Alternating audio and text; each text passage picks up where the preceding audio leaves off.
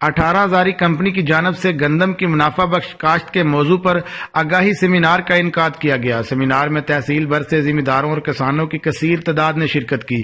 زرعی ماہرین کی جانب سے کسانوں کو گندم کی منافع بخش کاشت کے طریقہ کار، زمین کی تیاری، بیج کا چناؤ، کھادوں کا مناسب استعمال، بروقت آبپاشی، جڑی بوٹیوں کا خاتمہ اور آبپاشی کے طریقہ کار کے بارے میں آگاہی لیکچر دیے گئے۔ کسانوں کو اچھی طرح آگاہی دینے کے لیے باقاعدہ ملٹی میڈیا کا استعمال بھی کیا گیا۔ ایف ایف سی کے ڈپٹی مینیجر لیاقت علی نے کسانوں کو فصل کی اچھی گروتھ کے لیے کھادوں کے بارے تفصیلی سے آگاہی دی، جبکہ agri services officer Nadeem Akhtar نے کہا گندم کی اچھی پیداوار کے لیے کھادوں کا مناسب اور بروقت استعمال بہت ضروری ہے، جبکہ پوٹاش کھاد کے استعمال سے گندم کی پیداوار میں اضافہ ممکن ہے۔